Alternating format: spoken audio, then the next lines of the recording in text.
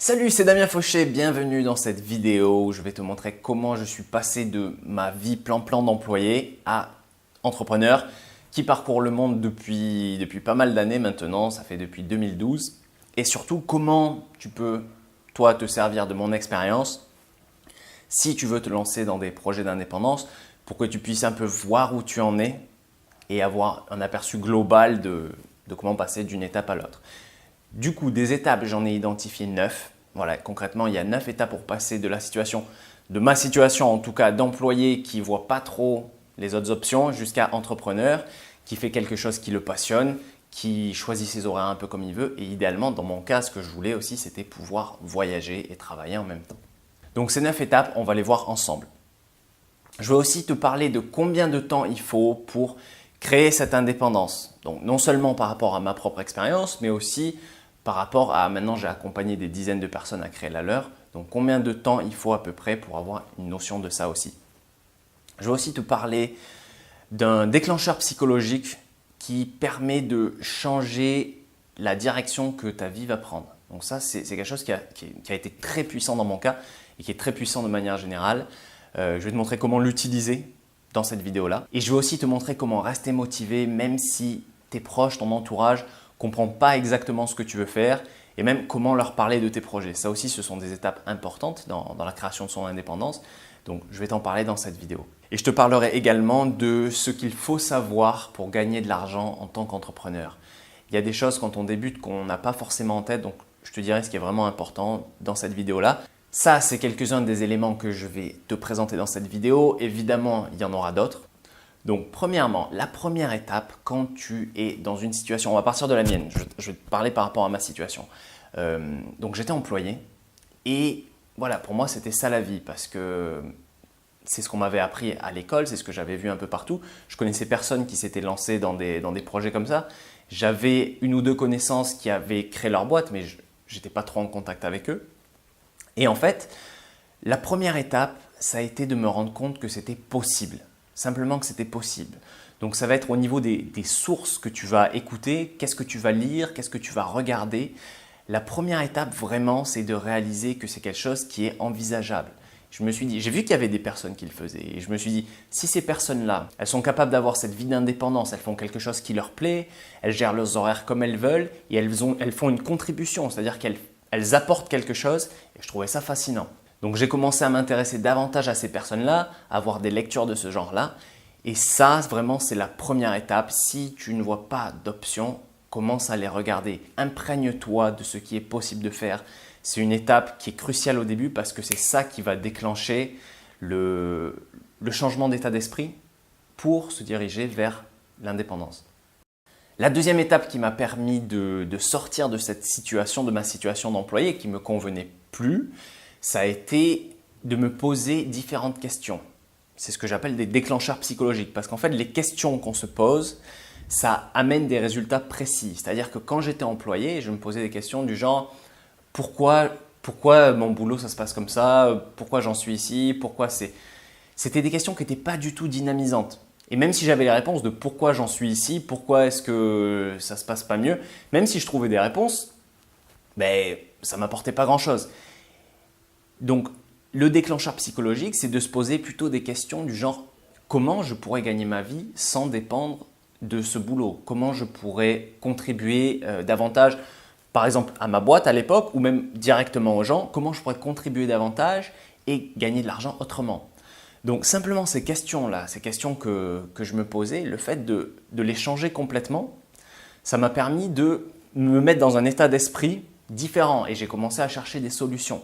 Ça, c'est la deuxième étape et c'est très très puissant. Donc, ce que je t'invite à faire, c'est de la même manière te poser des questions qui sont dynamisantes. Pas chercher à comprendre pourquoi les choses ne fonctionnent pas ou se focaliser sur ce qui ne marche pas, genre « oh, j'ai pas de chance » ou « j'ai pas les compétences » ou quoi. Non, simplement se poser les questions « j'ai pas les compétences ». Ok, la question, ça devient « comment je peux avoir les compétences ?» Ça a une puissance qui est gigantesque. Donc, vraiment à prendre en compte. La troisième étape pour moi, ça a été de prendre des modèles. Donc, voir des personnes qui avaient des résultats que je voulais avoir et imiter quelque part le comportement et l'état d'esprit de ces personnes. Donc des modèles, j'en ai pris plusieurs. J'en ai pris pour des gens que je connaissais qui voyageaient beaucoup, des gens qui avaient créé leur entreprise, même si je ne les connaissais pas très bien à l'époque. Voilà, j'ai regardé ces personnes-là, qui me fascinaient, que je trouvais vraiment intéressantes. Et je me suis dit, ça, c'est des résultats qui me plaisent. Comment elles fonctionnent? Parce que si c'est possible pour elles, c'est possible pour moi aussi. Et bien sûr, en posant la question dynamisante, comment je peux avoir des résultats similaires moi aussi? Ce qu'il faut garder en tête, c'est que les résultats que tu vas obtenir, tu vas les avoir en fonction de la personne que tu regardes. Par exemple, si tu me suis moi personnellement, tu vas avoir des résultats qui sont non conformistes, tu vas avoir des résultats qui sont audacieux, qui sont ambitieux parce que c'est comme ça que je vois les choses. Tu vas voir la vie en grand, vivre avec passion. Si toi tu veux quelque chose de beaucoup plus formel, de beaucoup plus dans les cases, je ne suis peut-être pas la personne la plus adaptée pour toi. Là, tous les conseils que je te donne, c'est pour avoir des résultats qui vont dans le sens des miens. Donc, avoir une entreprise qui tourne bien, parce que quand même c'est important de bien gagner sa vie, qui te permet de gérer tes horaires comme tu veux, de faire quelque chose qui te plaît et d'avoir cette sensation de contribuer au monde, d'aider les gens quand tu fais quelque chose. Donc, voilà. Donc, regarde bien attentivement les personnes que tu veux écouter et les résultats que toi tu veux avoir. Donc, moi, j'ai choisi les personnes qui m'inspiraient, vers lesquelles je voulais me diriger. Et d'ailleurs, par la même occasion, je le dis aussi, je continue de le faire. Il y a toujours des personnes que j'admire et je regarde comment elles font. Ça me permet de passer au niveau supérieur. Quatrième étape, ça a été de redéfinir mon identité. Parce que les gens qui m'entouraient, que ce soit familial, mes amis ou professionnellement, mes collègues de boulot, ils avaient une opinion de moi. Donc pour eux, j'étais le gars qui réussit bien, qui est social, qui est sympa, mais j'étais un employé. Ils avaient une image précise de moi qui était définie dans leur esprit. Une partie importante de la création de son indépendance, de mon indépendance en tout cas, ça a été de changer cette perception-là, non seulement par rapport à moi-même, parce que mon dialogue interne, il a changé petit à petit, c'est-à-dire que je me considérais de moins en moins comme employé et je me suis simplement dit « Ok, tu es un aspirant entrepreneur, tu vas devenir entrepreneur. » Et du coup, j'ai commencé à me focaliser sur des choses différentes. Donc ça, c'est la première étape. La première étape, c'est de changer ta propre perception de toi, de changer sa propre perception de soi. Et à partir de là, une fois que notre perception de nous, elle est changée, ça ne se passe pas aussi vite au niveau de la perception des autres. C'est-à-dire que pour eux, tu es qui tu es aujourd'hui. Et quand tu essaies de faire un changement, il y a forcément des freins, des barrières. Ils n'acceptent pas nécessairement le changement immédiatement. Donc, ce que je recommande, c'est de ne pas directement leur parler des projets parce que tant que ton identité n'est pas assez forte, ta nouvelle identité d'entrepreneur qui réussit n'est pas assez forte, ils vont essayer de te dissuader parce que tu n'en seras pas persuadé toi-même. Donc, la meilleure chose à faire, c'est de commencer à avoir des résultats et ensuite d'en parler. Parce que si tu n'as pas de résultats, si ton projet n'est pas assez avancé, que tu n'y as pas assez pensé, ce qui va se passer, c'est que tu vas manquer d'arguments, tu vas manquer de conviction sur ta nouvelle identité. Et du coup, tu vas avoir tendance à être attiré par ton ancienne identité. Si tout le monde te dit que tu es comme ça, même si toi tu veux changer, il va y avoir un conflit et ça va être plus difficile. Donc déjà, bien être au clair sur ton identité, changer ta propre identité par rapport à toi-même, par rapport à comment tu te perçois et seulement ensuite en parler aux autres. Et quand tu communiques ta nouvelle identité à ton entourage, pense à donner un maximum de détails. Ça, c'est quelque chose que j'ai omis de faire au début. Ils ont vu que je faisais quelque chose de différent. Ils ont vu que ça commençait à marcher et même à bien marcher. Mais le truc, c'est que je ne leur avais pas vraiment expliqué comment je voyais les choses, comment j'y pensais. Et du coup, il y avait des incompréhensions. Ils ne savaient pas exactement ce que je faisais. Et en fait, simplement, ils s'inquiétaient. Que ce soit ma famille ou mes amis, ils se posaient des questions. Ils disaient « Qu'est-ce qu'il est en train de faire? Il avait une très bonne situation. Il avait sa BMW. Pourquoi est-ce qu'il crée des entreprises? Qu'est-ce qui se passe ?» Donc, simplement prendre le temps de leur expliquer ces choses-là, ça fait une différence énorme. Donc, bien prendre le temps de détailler ta vision à toi pour qu'eux, ils s'inquiètent beaucoup moins et qu'ils puissent même t'encourager dans ton projet. Donc, étape 4, redéfinir ta propre identité, d'abord par rapport à toi-même et ensuite par rapport à ton entourage. Aussi, par rapport à ça, j'ai écrit un livre que tu as peut-être lu d'ailleurs qui s'appelle « La danse de l'air » et qui parle de comment s'émanciper de ses limites, de ses freins, comment se redéfinir pour mener une vie à un autre niveau. Donc voilà, la danse de l'air, si ça t'intéresse, je mettrai un lien, tu peux cliquer dessus. On passe à la suite. Étape 5, j'ai réalisé que l'argent qu'on pouvait gagner en tant qu'entrepreneur, il était directement proportionnel à la valeur qu'on pouvait apporter aux gens. C'est-à-dire que quand on est employé, des fois, on perd un petit peu cette corrélation entre valeur apportée et l'argent qu'on gagne. Parce qu'il suffit qu'on aille au boulot pour gagner de l'argent. Quand on est entrepreneur, ce n'est pas le temps qu'on passe à faire quelque chose qui a de la valeur, c'est la valeur qu'on apporte directement, à quel point ça va toucher des gens. Donc, comment gagner de l'argent avec ton entreprise? La première partie, c'est vraiment de se focaliser sur comment tu peux aider les gens. Comment tu peux aider les gens, quelle valeur tu vas leur apporter. Donc, devenir vraiment bon dans un domaine précis en apportant ta personnalité. Perso, si je gagne bien ma vie aujourd'hui, c'est parce que j'ai une expérience en création de business qui est rare. J'ai créé 5 business, dont 2 qui ont été très lucratifs, jusqu'à 8 000 € le mois. J'ai accompagné des dizaines de personnes à créer leur indépendance elles aussi. J'ai aidé des clients à quitter leur boulot grâce à leur projet d'indépendance. Il y en a d'autres qui stagnaient depuis des années et ils ont réussi à percer grâce à mes conseils. Du coup, toute cette expérience-là, c'est ça, c'est la valeur que je peux apporter directement à mes clients. De la même manière, deviens extrêmement bon dans ce que tu fais, deviens remarquable pour pouvoir apporter ta valeur et être recherché par les gens qui aient envie de travailler avec toi parce que l'argent que tu peux gagner en tant qu'entrepreneur, il est directement proportionnel à la valeur que tu peux apporter aux autres. Mais ça ne suffit pas. L'étape suivante, l'étape 6, c'est de savoir vendre cette compétence-là. Parce que tu auras beau être ultra compétent dans un domaine, si les gens ne se rendent pas compte de ça, s'ils ne sont pas au courant que ce que tu fais c'est bien et que tu ne leur donnes pas envie de travailler avec toi, tu ne vas pas gagner d'argent non plus. Et ça, c'est quelque chose qui fait défaut à pas mal d'entrepreneurs. C'est-à-dire qu'ils ont une compétence qui est élevée, ils sont très bons dans leur domaine, mais par contre, ils ne savent pas le vendre. Et ça ne peut pas fonctionner comme ça non plus. C'est-à-dire que la compétence sans la compétence de vente, la compétence technique sans la compétence de vente, ça ne te fait pas gagner ta vie non plus. Donc ça, c'est la 6e étape. Pour ça, moi, ce qui m'a énormément aidé, c'est d'observer les commerciaux. Donc j'ai essayé d'avoir un maximum de contacts avec des commerciaux, avec des gens qui vendent, pour essayer de comprendre la psychologie de la vente. La vente, à la base, c'est quelque chose, je me dis, ouais, la vente, c'est quelque chose de mauvais, c'est pas sain, etc. Ça dépend en fait. Ça dépend parce que la vente, si tu as un produit dont tu es vraiment fier, quelque chose que tu penses qui est vraiment génial, si tu le vends aux gens, en fait, quelque part, tu leur fais un cadeau. C'est comme un exemple. Quand tu vas voir un film, que tu adores le film et que tu dis à tes potes, ouais, franchement, va voir ce film, il est génial. Est-ce que tu as l'impression de faire quelque chose de malsain? Pas du tout, pas du tout, parce que tu penses qu'en allant voir ce film, ton pote, il va se régaler. De la même manière, ce que je t'invite à faire par rapport à tes produits, c'est faire des produits que tu te dis, c'est génial, ils vont être trop contents. Moi, là, je suis en train de créer un nouveau programme, petite parenthèse. Je l'ai donné à des clients, à des anciens clients pour qu'ils puissent le tester. Souvent, je fais ça, j'offre mes nouveaux produits à mes anciens clients. Et il y en a qui me disent « Ah, c'est génial, est-ce que je peux en parler à mon cousin ?» ou il y en a qui va en parler à sa copine. C'est génial pour moi parce que je me dis ce que je suis en train de faire, c'est en train d'aider vraiment les gens. Donc, avoir un produit génial, ça te permet d'avoir la confiance pour le vendre naturellement. Donc, étudie aussi les techniques de vente, tout ça, parce que c'est aussi un aspect super important et c'est ça qui te permet d'avoir un bon produit, d'avoir de la qualité, quelque chose à apporter aux gens, à gagner de l'argent en retour de ce que tu offres aux personnes.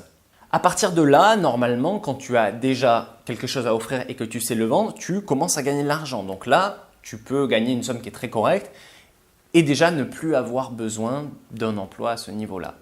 Donc, pour moi, c'était le cas. Une fois que j'ai compris ça et que j'ai réussi à le maîtriser, ça me permettait d'avoir un salaire correct. Et ensuite, à partir de là, tu passes à la 7e étape. La 7e étape, ça va être de t'étendre, de toucher davantage de monde, d'avoir plus d'apparence publique. Par exemple, en créant un blog. Le blog, c'est quelque chose qui te permet d'être plus connu, de toucher des dizaines de milliers de personnes, voire même des centaines de milliers de personnes. C'est l'étape suivante, l'étape où aussi tu vas te connecter à des personnes, à d'autres personnes qui ont de l'influence et toi aussi tu vas prendre davantage d'influence, tu vas avoir davantage d'influence. Tu vas aussi commencer à faire de la publicité, ce genre de choses. Et ça, c'est ce qui te permet de passer d'un revenu correct à un revenu qui est plus élevé. Dans mon cas personnel, c'est cette étape qui m'a permis de me faire connaître davantage, d'être interviewé sur des blogs qui sont populaires, d'avoir plus de visibilité. Voilà, c'est l'étape d'extension. À partir de là, l'étape 8, c'est de simplifier. Parce que quand tu crées ton activité, au début, en tout cas ce que je faisais, c'était que j'écoutais un peu tous les conseils. J'écoutais tous les conseils, je me disais oui, il faut faire ceci, il faut faire cela, il faut faire cela. Il y a des choses qui fonctionnent très bien et d'autres qui fonctionnent beaucoup moins. Et des fois, on perd énormément de temps sur des choses qui n'apportent pas énormément de résultats. Donc l'étape 8, c'est de simplifier tout ça pour avoir un processus de travail qui est plus agréable. Pour moi, il y a une autre notion qui est importante, c'est la notion de bien utiliser mon temps. Quand je fais quelque chose, quand je fais cette vidéo-là, par exemple, j'apporte de la valeur. Je sais que ça va aider les gens. Il y a des choses qui servent beaucoup moins. Passer des heures sur les réseaux sociaux, si on ne sait pas bien s'en servir, c'est inutile. C'est inutile d'un point de vue de l'apport de valeur. Ça peut être utile aussi quand c'est bien utilisé, attention, et ça dépend de chaque personne, ça dépend de qu'est-ce qu'elle a envie de mettre en avant. Donc l'étape 8, ça a été de simplifier, d'enlever toutes les étapes pour moi qui n'étaient pas utiles et de faire davantage les étapes dans lesquelles je pouvais apporter un maximum de valeur. De la même manière pour toi, l'étape 8, ça va être de simplifier un petit peu ta situation et de te focaliser sur ce qui fonctionne. Et enfin, l'étape 9, c'est de trouver son équilibre de vie. Ça, c'est une étape qui est super importante parce que ça va encore au-delà de l'entrepreneuriat, c'est comment tu vis, comment tu choisis de vivre. Moi, mon équilibre, je l'ai trouvé en passant pas mal de temps à voyager. Je voyage avec ma copine, il y a mes amis régulièrement qui viennent me voir. Je rentre en France régulièrement aussi. Voilà, je construis quelque chose, j'ai envie de construire quelque chose. Aussi, pour ceux qui me suivent, vous savez que j'investis dans l'immobilier, que ça me fait un patrimoine parce que je pense à ma retraite. Et du coup, l'argent que je vais gagner en immobilier, que je gagne déjà grâce à l'immobilier, ça me permet de me financer encore mieux et de financer aussi ma retraite. Voilà, ça c'est le mode de vie que je veux avoir. Et structurer tout ça pour que ton quotidien corresponde à ce mode de vie-là, c'est la 9e étape et c'est super important parce que c'est ta qualité de vie qui en dépend. Moi, je me régale à me lever quand je veux. Là en ce moment, j'habite au Vietnam depuis un peu plus de 3 mois. Je viens de renouveler mon visa. Voilà. Avant ça, j'étais en Italie. Je m'étais fait pas mal d'amis aussi en Italie. Après, je ne sais pas encore où j'irai. J'ai des idées d'aller au Japon, mais ce n'est pas encore décidé pour le moment. En tout cas, l'étape 9, ça a été de trouver mon équilibre de vie, voilà, d'avoir une vie qui me plaît, la possibilité de me lever à l'heure que je veux. Après, moi, j'aime bien me lever tôt. Faire quelque chose qui me passionne chaque jour, pouvoir partager des connaissances que j'ai et savoir que ça aide des gens, avoir des échanges avec les gens, ça a du sens pour moi et ça c'est vraiment précieux.